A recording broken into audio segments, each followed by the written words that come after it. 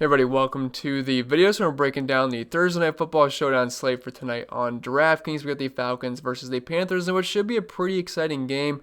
Probably going to be a lot of points scored here. We're 51.5 point over-under in Vegas. It's only a 2-point spread, so it should be pretty back and forth. And there's tons of good offensive weapons on each side of the ball here for the Falcons and for the Panthers, and two pretty porous defenses. So should be a pretty entertaining game. Definitely a lot better than the Monday Night Football game, and I'm sure you guys are excited, and I am as well. Also, if you find this video helpful in any way possible, please leave a like on the video. And if you're new to the channel, hit the subscribe button. It really helps me out, and I really do appreciate it. Without further ado, let's dive right into it. So we'll start with the two quarterbacks here, and I like both of these offenses. So these guys are both in play for me. Both have some pretty good options to get the ball to. Matt Ryan's kind of got the best wide receiver duo in the league in Calvin Ridley and Julio Jones. You also got Todd Gurley and Hayden Hurst as decent options as well. And we know Matt Ryan plays much better football when Julio Jones happens to be playing. In the 3 games that Julio Jones has played this season, or really, I guess you could call it 4 too, because he played in the Dallas game. 27, 28, 34, and 21. In the games that Julio Jones was out, 7 points, 12 points, and 12 points. Some pretty drastic differences there, and obviously it makes a lot of sense. Julio Jones is one of the best wide receivers in football, and when he's out of the game, it's obviously going to hurt Matt Ryan. But we know he's going to be good to go here and in the game, so Matt Ryan's definitely in play for me. But I'm going to be honest, if I had to pick between these two quarterbacks, I'm going to side with Teddy Bridgewater just because of how bad Atlanta has done versus quarterbacks this season. In Carolina, they have been awful versus running backs, but through the air, they're not giving up that many fantasy points per game. But this is still a good matchup overall. They're still bottom half team DVOA-wise versus the past this season. And we know Matt Ryan and the Falcons are going to be throwing the ball quite a bit. And they're 2-point dogs on the road, so I know it's not too drastic, but they are going to be throwing the ball quite a bit here.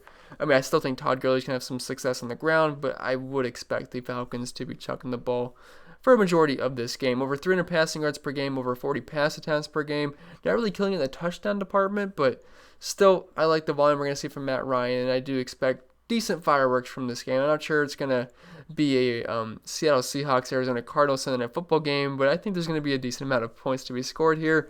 Carolina is 17th DVA versus the pass, and like I mentioned earlier, not that many points given up per game to quarterbacks or versus wide receivers and tight ends so far this season once we get into those positions as well. But the 5th fewest points allowed per game to the quarterback position, only 232 passing yards per game and less than 1.5 passing touchdowns, so they're not giving up too much to quarterbacks, but so this is a showdown slate, and he's got elite weapons to get the ball to, and I think Matt Ryan's a solid option. But again, if I had to pick between the two, I'm going to side with Teddy Bridgewater. I'll talk about that right now. As you can see, they are awful versus opposing quarterbacks this season. They're pretty much giving up a 300-yard passer each and every single week, no matter who the quarterback is. They even gave up a 350 yards to Kirk Cousins a couple of weeks ago. They're 31st DVA versus the pass, allowing 31 DraftKings points per game to position, which is a dead last in the league. 350 passing yards per game and nearly 3 passing touchdowns per game. Teddy Bridgewater threw for over 300 yards versus them and 2 touchdowns and scored 23.8 fantasy points a couple of weeks ago. And it would not surprise me if he scores more fantasy points this time around as well. They are just so bad versus opposing quarterbacks this season, and I don't see why that trend's going to not continue here. They had the higher team total at 26.75, 275 passing yards per game, only 1.14 passing touchdowns, but he's got good options in Robbie Anderson and DJ Moore to get the ball to. Also, Mike Davis is a threat through the air as well, assuming that Christian McCaffrey is going to be out, which is what my assumptions are going to be here. But yeah, I like Teddy Bridgewater a lot. And if you can only afford one of these guys, because there's a lot of good skill position players. I mean, you got DJ Moore, Robbie Anderson, Calvin Ridley, Julio Jones, even Hayden Hurst. You got Mike Davis. You got Todd Gurley, so it might not be feasible to spend up for both of these guys because I could certainly see one of those skill position players outscoring someone like Matt Ryan. So if I had to pick one, I like Teddy Bridgewater. Atlanta is just so bad versus opposing quarterbacks. I think it makes him pretty much one of the best plays on the entire slate. And now we'll move on to the running back position. And we're going to go with the assumption that Christian McCaffrey is going to be out for this game. I know there's like a slim chance that CMC plays, but I'm assuming he's going to come back in Week 9 and not in Week 8. So if that's the case, Mike Davis is going to be one of, if not the best play on the slate. I love using pass-catching running backs versus Atlanta. They've been getting killed by those kind of guys for a couple of seasons now, and Mike Davis had a huge game versus Atlanta earlier on in the season where he had 10 targets, caught 9 of them, had a receiving touchdown as well. And we know he's going to get us around 20 to 25 opportunities here, which is good enough for me versus Atlanta. They actually haven't given up they're actually not giving up that many points per game to the running back position when it comes to fantasy points given up. And they're also 7th DVOA versus the run and mid-pack versus running backs, and only 66 rushing yards per game. But you got to keep in mind it's very, very easy to pass on Atlanta, so that's going to kind of limit the fantasy points scored by the running back position. But Mike Davis, he's very heavily involved through the passing game. He has an 18% target share on the season, nearly 6 targets per game, about 5.5 catches per game, 33 receiving yards per game. And also his target numbers each and every single week, they have been fantastic. Now the past 2 weeks, it hasn't been great for Mike Davis, only 5 targets and 3 targets. And the numbers for fantasy points that he's been scoring, it's not been that great as well, 8.6 and 12.5. But he's had 2 pretty tough matchups versus Chicago and New Orleans.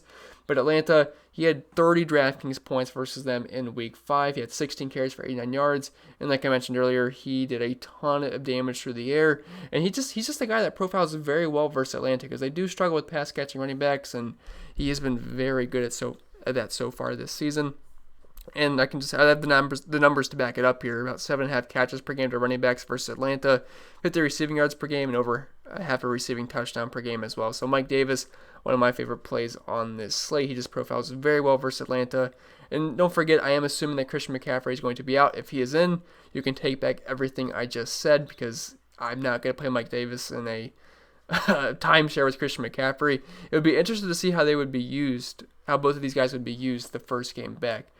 Once it's all said and done, I would assume Christian McCaffrey is going to see around 80-85% of the snaps because I did say Mike Davis is still going to have a role in this offense. I'm not going to expect it to be too large, but in previous seasons, we've seen Christian McCaffrey getting pretty much 100% of these snaps, and I don't think they're going to go that route, especially with how well Mike Davis has been playing besides the past 2 weeks. So it's going to be interesting to see how they're both going to play in this offense, but I am going to assume Christian McCaffrey will be out, especially with this being a short week, and he's probably going to return in week 9. But Mike Davis, I think, is an excellent play on this slate. Todd Gurley, $8,400. If you just want to lock in the 2 volume guys that you know are just going to get around 20 touches, if not more, Todd Gurley and Mike Davis are definitely going to be some of the top guys on my radar, and this is a great spot for Todd Gurley. Last time the Falcons played Carolina, the guy who had the big game was Todd Gurley. He had nearly 30 DraftKings points in that game, had over 110 rushing yards, got into the end zone, only on 14 carries, but he was very efficient with his touches and had a very, very strong game. In Carolina, like last season, they are just awful versus running backs once again this season, one of the worst rushing defenses of the league. 28 DVOA versus the run, allowing the 3rd most points per game to the position at 32.9 points per game, over 100 rushing yards, and over a rushing touchdown. And like Atlanta, they've been getting killed through the air as well with running backs. 8 catches per game for nearly 60 receiving yards per game. Not really giving out much in the touchdown department, but still Todd Gurley, we know the volume's going to be there. 17 rushing attempts per game, 2.5 targets, so we know we're going to get around 20 touches for him. And on a showdown slate, that is good enough for me, especially in a very, very soft matchup versus Carolina. So Todd Gurley, I like him quite a bit. And I think the running backs are pretty easy here. You can play Mike Davis, you can play Todd Gurley, and those are just your 2 volume guys. These guys don't really split snaps for the most part. Yeah, there's some other guys that get maybe a couple of touches. I think Trenton Cannon, at only $200, he was a little bit involved last time out. Or no, not last time out. I believe that was 2 weeks ago where he had around 4 fantasy points. Last week he only had 7% of the snaps. But for the most part, I'm mostly just interested in Todd Gurley and Mike Davis here, assuming Christian McCaffrey's out, and then you can just kind of move on. Yeah, Ito Smith might get a couple of touches there, but it's nothing you can really bank on for the most part. So move on to the wide receiver position. And if you want to get a value like YOLO punt play, I'd rather do that at the wide receiver and tight end position just because there's a little bit more big play upside with those guys. But we'll start up top with the elite plays, and there's 4 elite plays at the wide receiver position on the showdown slate. You got Calvin Ridley, Julio Jones, Robbie Anderson, and DJ Moore, all in excellent spots here.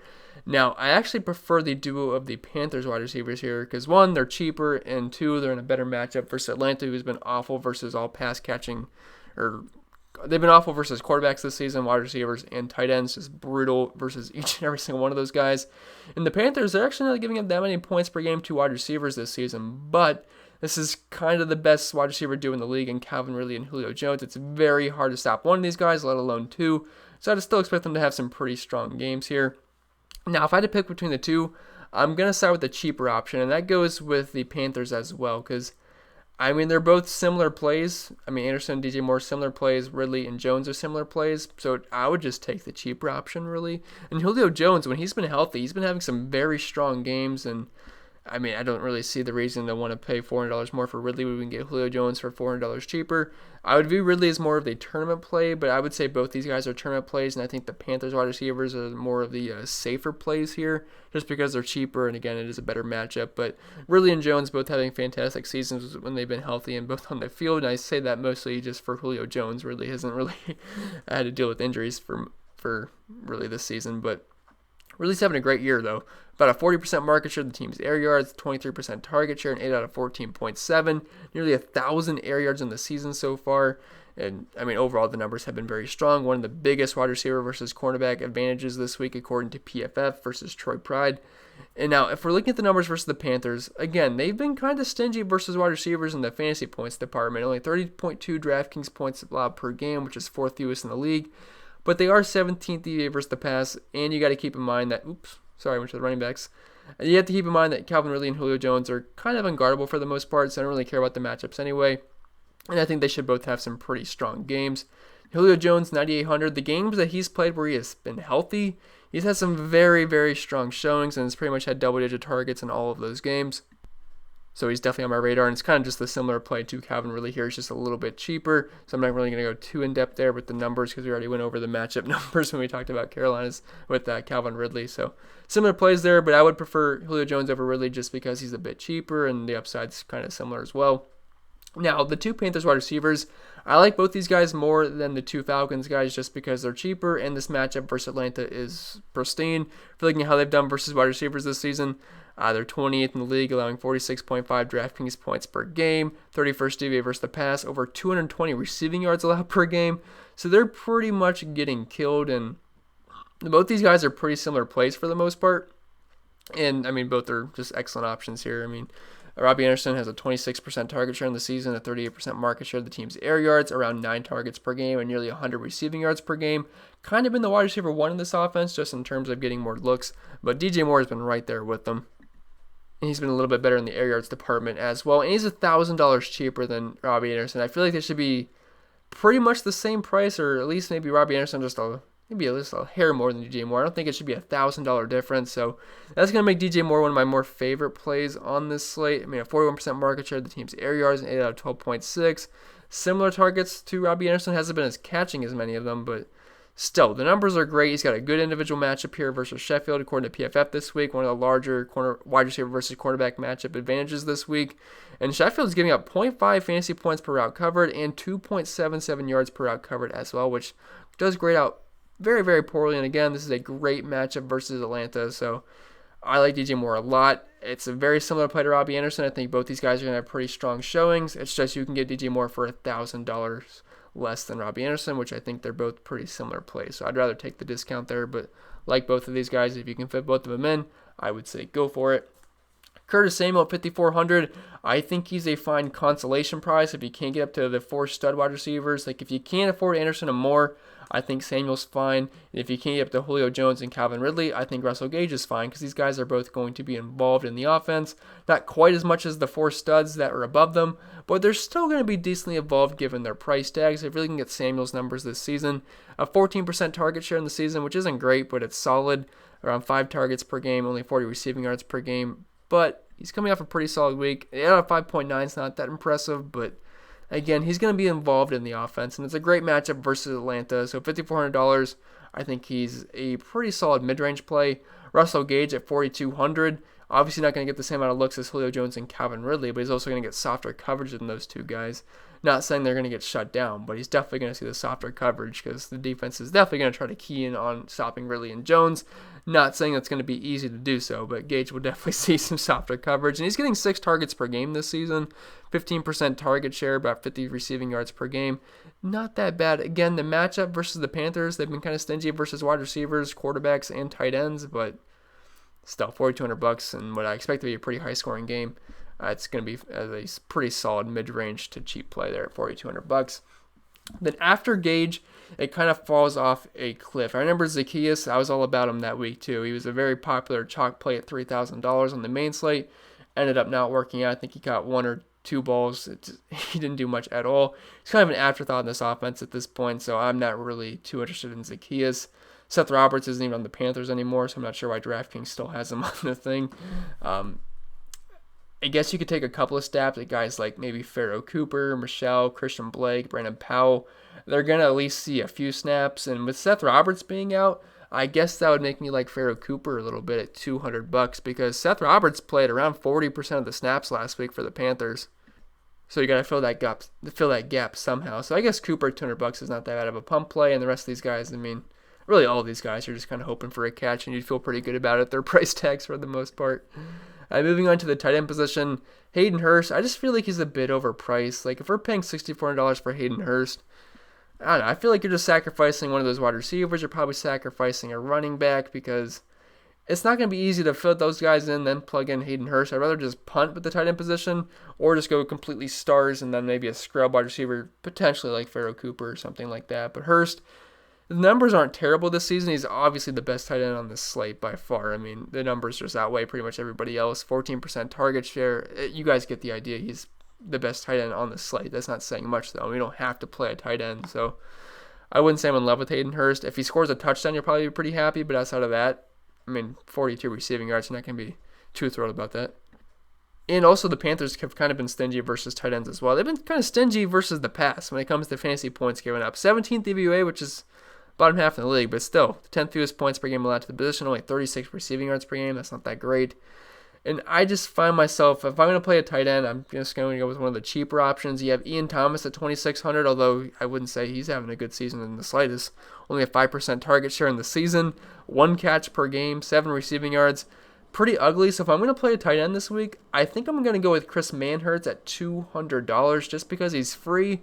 And we have similar numbers here to Ian Thomas at a $2,400 discount. So why not just play Manhertz at $200? He's free and he opens up your lineup completely. I think he's right up there with Pharaoh Cooper as being a pretty solid, just absolute pump play here. Is getting almost the target per game, a 2% target share. I'm not saying these numbers are good, but on the off chance he catches a random touchdown at $200, we will take it. And also, it's an elite matchup versus Atlanta. I mean, they're allowing the most points per game to the tight end position at 20.7 points per game.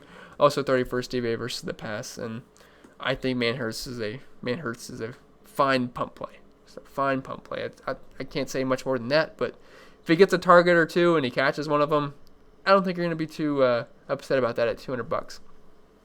Then as for the defenses, I wouldn't say I like either just because I think quite a bit of points are going to be scored in this game. I mean, there's a 51.5 point over-under, so Vegas thinks there are going to be a lot of points here, and it's a pretty tight spread. I guess if I had to pick one, I would say the Panthers just because they're at home, and we've seen Matt Ryan play plenty of mistakes before, and he's also not going to be in a dome, which we know Matt Ryan plays better in a dome, but I'm not really interested in either of these defenses, to be honest. And the kickers, they are what they are. If they hit their field goals, they hit their field goals, and they become decent value plays, but their upside is very limited because these guys don't have the chance of scoring randomly 2 touchdowns. They're just kind of locked into hitting field goals and extra points. Koo, we've seen him have a couple of pretty solid games this season, so I guess maybe Koo's fine, but I mean, they're kickers. You can't really project them. You're just hoping they kick their field goals and make them for the most part. But that's going to be it for this video, guys. I hope it was helpful. If it was, make sure you leave a like. And if you're new to the channel, hit the subscribe button. It really helps me out. I really do appreciate it. Hope you guys enjoyed the game tonight. And we're almost through the weekend, so that's awesome. I'll have plenty of videos coming out.